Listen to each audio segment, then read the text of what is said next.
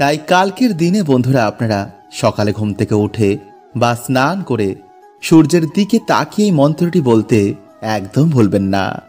এতে ভগবান সূর্য নারায়ণ দেবের কৃপায় আপনাদের জীবনে এসে পড়বে পরম সৌভাগ্য, যদি আপনারা ঠিক মতন এই কার্যটি করতে পারেন। কারণ জ্যোতিষ শাস্ত্র বলছে বন্ধুরা, যে ব্যক্তি প্রত্যেক দিন সূর্য নারায়ণ দেবকে জল অর্পণ করে বা বিশেষ কোন রবিবারে সূর্য নারায়ণ দেবকে জল অর্পণ করে এই মন্ত্রটি বলা যায়, তো মানুষের দুর্ভাগ্য দরিদ্রতা সাথে সাথেই নাশ হয়ে যায়। শত্রু নিজে থেকেই এসে পায়ে পড়ে, চাকরি ব্যবসায় উন্নতি হয় এবং যাদের নবগ্রহ সমস্যা রয়েছে তা থেকেও তারা মুক্ত হয়ে যায়। তাই বন্ধুরা, আগামীকাল রবিবার সূর্য নারায়ণ দেবের কৃপা প্রাপ্ত করার, আমাদের যশ ভাগ্য উদয় করার সব থেকে শুভ দিন। বন্ধুরা, আমরা প্রত্যেক দিন যা দেখি, যা শুনি এবং যা করি তাই হচ্ছে আমাদের অভ্যেস। আর এই অভ্যেসকে বন্ধুরা দুভাগে ভাগ করা হয়েছে, এক ভালো অভ্যেস আর দুই খারাপ অভ্যেস। আর এই খারাপ অভ্যেসই আমাদের জীবনে দুর্ভাগ্য ডাকে, আর ভালো অভ্যেস আমাদের জীবন থেকে দুর্ভাগ্য এবং দরিদ্রতার নাশ করে দেয়। বন্ধুরা, আমাদের সকলের মনেই ভালো থাকার, সুখী থাকার এবং ধনী হওয়ার ইচ্ছা রয়েছে, এবং তার জন্য আমরা আমাদের যে আরাধ্য দেবদেবী রয়েছে তার পুজো এবং আরাধনা করি। কিন্তু বন্ধুরা, আপনারা হয়তো অনেকেই জানেন না যে হিন্দু শাস্ত্র ও ভগবদ গীতায় ভগবান শ্রীকৃষ্ণ বলছেন যে সর্বদাই যে পুজোর ফল প্রাপ্ত হবে এমনটা নয়, বরং আমাদের কিছু অভ্যেস এবং আচার আচরণ নির্ধারণ করে যে আমাদের প্রার্থনা ভগবান কবে শুনবেন। তাই বন্ধুরা, যদি আপনারা চান যে আপনাদের প্রার্থনা বা মনের ইচ্ছা ভগবান তাড়াতাড়ি শুনুক, তো বন্ধুরা আপনাদের কিছু অভ্যেস জীবনে অবশ্যই ধারণ করতে হবে। কারণ বন্ধুরা, যখন ভগবান আমাদের ওপর প্রসন্ন হন তখন আমাদের জীবনে সুখ, শান্তি, সমৃদ্ধিতে এবং ধন দৌলতে ভরে ওঠে। তাই বন্ধুরা, সবার প্রথমে আপনারা ঘুম থেকে উঠে কোনো কাজে লিপ্ত হওয়ার আগে আপনাদের যে কুল দেবতা রয়েছে বা যিনি আপনাদের আরাধ্য দেবদেবী তাকে স্মরণ করেই দিনটি শুরু করবেন। কারণ বন্ধুরা, কুল দেবতা হচ্ছেন আমাদের কুলের দেবতা। তিনি আমাদের জীবনে সুখ দুঃখ সবার আগে দেখাশোনা করেন। তাই ঘুম থেকে উঠেই তাকে ধন্যবাদ দেওয়াটা অত্যন্তই জরুরি। নাম্বার 2, পুজোর সংকল্প না নেওয়া। বন্ধুরা, তার আগে আপনারা ভিডিওটি একটি লাইক করে কমেন্টে আপনারা বলুন হর হর মহাদেব ও জয় শ্রীকৃষ্ণ। বন্ধুরা, বর্তমানে বেশিরভাগ মানুষই পুজো অর্চনা এর জন্য করে যাতে তাদের মনের ইচ্ছা, মনের বাসনা পূর্ণ হয়, তাই তো? আর বন্ধুরা, এগুলোই হচ্ছে আমাদের ভৌতিক ইচ্ছা। কিন্তু পুজো অ্যাকচুয়ালি হচ্ছে আমাদের মনের বাসনা, মনের সকল ইচ্ছা ত্যাগ করে, এই সংসারের মোহমায়া ত্যাগ করে ঈশ্বরের চিন্তন বা ঈশ্বরকে প্রাপ্ত করা। তাই বেশিরভাগ পুজো অর্চনায় বন্ধুরা আমাদের ভক্তির অ্যাকাউন্টে গিয়ে জমা হয়, যা মৃত্যুর পর আমাদের ঈশ্বর প্রাপ্তিতে সহায়তা করে। কারণ বন্ধুরা, আসল জীবন হচ্ছে আমাদের মৃত্যুর পর। এই সংসারের জীবন তো মাত্র কিছু দিনের।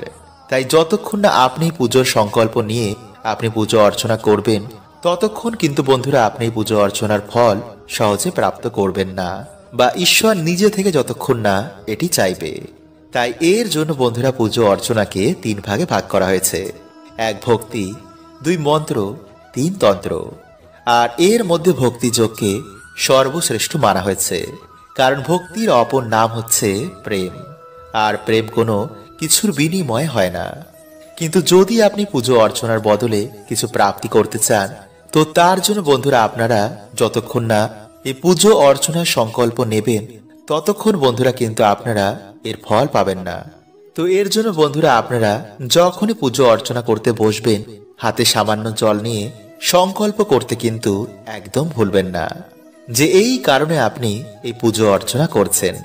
আর একেই বন্ধুরা বলা হয় সাধনা, যার জন্য তন্ত্র মন্ত্র বিভিন্ন প্রক্রিয়ার মাধ্যমে নিজের মনোবাসনা সাধকেরা পূর্ণ করে। নাম্বার 3, বাড়িতে যজ্ঞ না করা।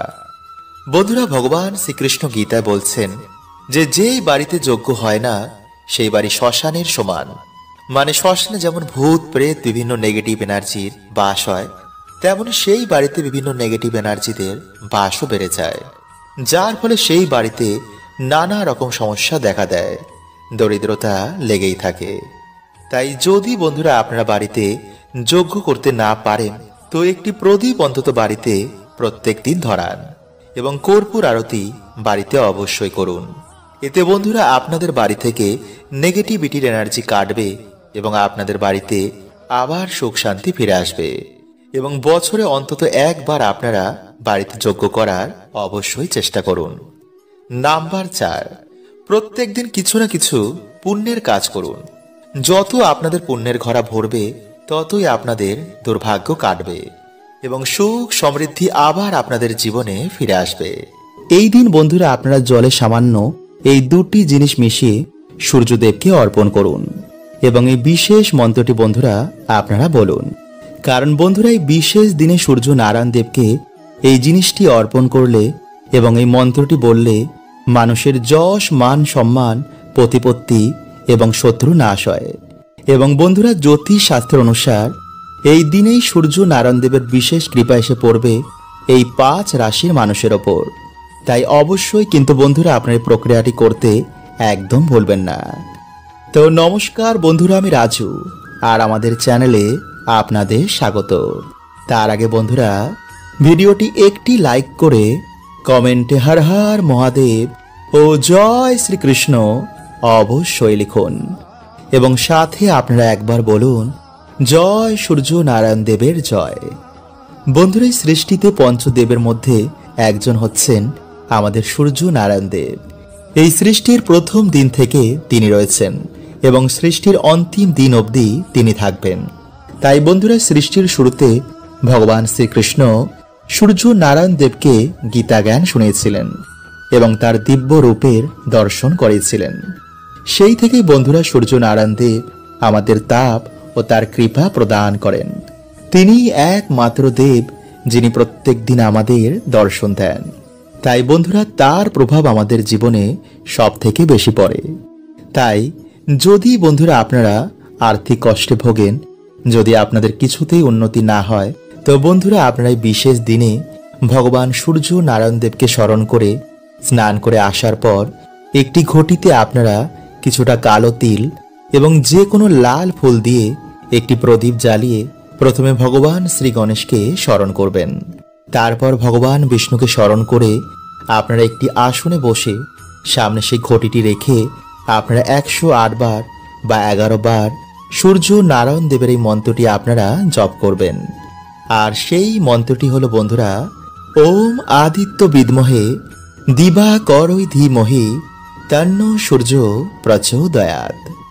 বন্ধুরা এইভাবেই মন্ত্রটি পাঠ করার পর আপনারা সূর্য দেবকে এই অর্ঘ্যটি নিবেদন করবেন।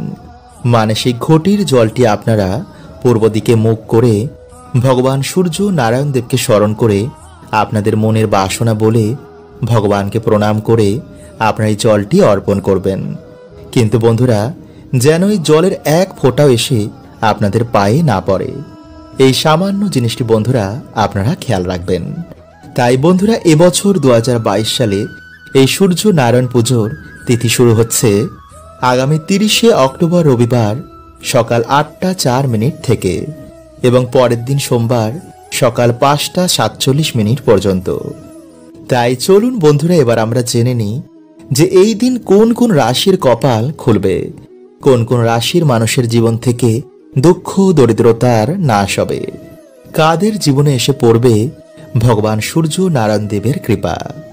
আর তারা হলো বন্ধুরা মীন রাশি, সিংহ রাশি, ধনু রাশি, বৃষ রাশি এবং বৃশ্চিক রাশি। এই দিন থেকে বন্ধুরা এই সব রাশির মানুষদের জীবনে কিছু না কিছু ভালো ঘটবেই এবং তাদের জীবনে বন্ধুরা আবার সুখ শান্তি ফিরে আসবে, তাদের আবার আর্থিক উন্নতি হবে। তাই অবশ্যই বন্ধুরা আপনারা কিন্তু এবং আপনাদের পরিবার এবং বন্ধু বান্ধব মিলে এই প্রক্রিয়াটি করতে একদম ভুলবেন না। এই দিনে বন্ধুরা আপনারা একটি পেরেক বাড়ির এই স্থানে পুঁতে দিন। এতে বন্ধুরা আপনাদের শত্রু তো নাশ হবেই, বাড়ির বাস্তুদোষ দূর হবে, মায়ের কৃপায় আপনাদের বাড়িতে সারা বছর সৌভাগ্য বিরাজ করবে, হঠাৎ করে আপনাদের অর্থভাগ্য সৃষ্টি হবে।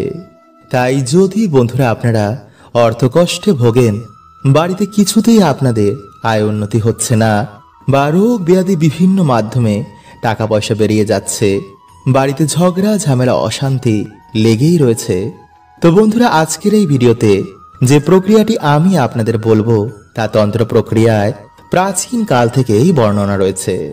তাই বাড়িতে যদি এই দিনে আপনারা এই সময়ে এখানে একটি পেরেক পুঁতে রাখতে পারেন, তো বন্ধুরা আপনাদের বাড়িকে সারা বছর মা রক্ষা করবেন। কারণ কালকে যিনি হরণ করেন তিনি মহাকালী। এছাড়া মায়ের কৃপা সন্তানের ওপরে সবার আগে হয়। তাই এই দিনে বন্ধুরা বিভিন্ন রাশির মানুষের কপাল খুলছে। মানা হয় এই দিনে ভক্তি ভরে মায়ের পুজো করলে, সামান্য ফুল ফল মায়ের চরণে নিবেদন করলে মানুষের মনোবাসনা মা পূর্ণ করে দেন। তাই ভিডিওটি বন্ধুরা আপনারা একটি লাইক করে কমেন্টে আপনারা বলুন জয় মা কালীর জয়।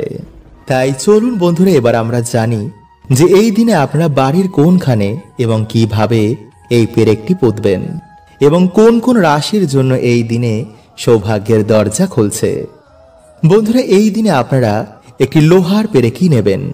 মনে রাখবেন পেরেকটি যেন লোহারই হয়, তা নতুন বা পুরনোতে কিছু যায় আসে না।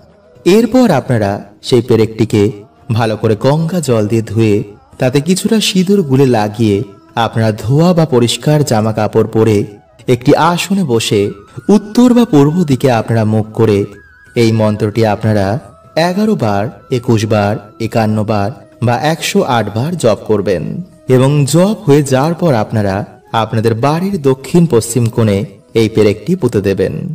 কিন্তু যারা বন্ধুরা আপনারা ফ্ল্যাটে থাকেন তার একটি টবের মধ্যেও কিন্তু এই দিনে কার্যটি করতে পারেন। আর সেই মন্ত্রটি হচ্ছে বন্ধুরা ওম ক্রিং কাল্যই নমঃ। এবং পোতার সময় বন্ধুরা আপনারা মা কালীকে স্মরণ করে মায়ের আশীর্বাদ নিয়ে কিন্তু আপনারা তারপর পেরেকটি পুঁতবেন। কারণ যদি বন্ধুরা আপনাদের মনে ভক্তি ও বিশ্বাস না থাকে তবে এই কার্যটি করা না করা দুটোই সমান হবে। কারণ ঈশ্বর শুধু বন্ধুরা একমাত্র আমাদের ভক্তিতে প্রসন্ন হন। তাই ভক্তি রেখে বন্ধুরা আপনারা মায়ের আশীর্বাদ প্রাপ্ত করার জন্য এই প্রক্রিয়াটি করবেন। আর বন্ধুরা এইবার এই মহাযোগে এই মহাদিনে সর্বরাশির জন্য ভালো খবর আছে। কারণ মায়ের কাছে সবাই সমান। আমি, আপনি এবং আপনারা সকলে এবার মায়ের আশীর্বাদ প্রাপ্ত করছেন। শুধু মনে ভক্তি রেখে আপনারা ভিডিওতে যে কার্যগুলো আপনাদের করতে বলেছি তা শুধু করুন। দেখবেন সারা বছর আপনাদের বাড়িতে মায়ের কৃপায় কেমন সৌভাগ্যে ভরে গেছে। বন্ধুরা আজ রাতে আপনারা কিছুটা কালো তিল, 9টি অরহরের ডাল এবং 9টি লবঙ্গ কালো কাপড়ে বেঁধে আপনাদের মাথার ওপর থেকে অ্যান্টি ক্লকওয়াইজ 7 বার ঘোরাবেন। এবং ঘোরানোর সময় বন্ধুরা ওম শাম শনিশ্বরায় নমঃ এই মন্ত্র আপনারা 7 বার পাঠ করবেন। এবং তারপর সেই জিনিসটি আপনারা আপনাদের বালিশের তলায় রেখে রাতে ঘুমাবেন। এবং পরের দিন আপনারা বাড়ির আশেপাশে যে কোনো একটি অশ্বত্থ গাছের তলায় এগুলি রেখে আসবেন। এবং অশ্বত্থ গাছকে আপনারা আপনাদের মনের বাসনা এবং যে দুঃখ দরিদ্রতায় আপনারা আছেন তা অশ্বত্থ গাছকে বলবেন। দেখবেন বন্ধুরা সেই রাতেই হয়তো আপনাদের স্বপ্নে শনি মহারাজ আসবেন। তাই যদি বন্ধুরা আপনাদের ভিডিওটি ভালো লাগে তো অবশ্যই বন্ধুদের সাথে কিন্তু শেয়ার করতে ভুলবেন না, যাতে তারাও বন্ধুরা আজকের রাতে এই প্রক্রিয়াটি করতে পারে। হরে কৃষ্ণা। ওম নমঃ শিবায়। জয় শনি মহারাজের জয়।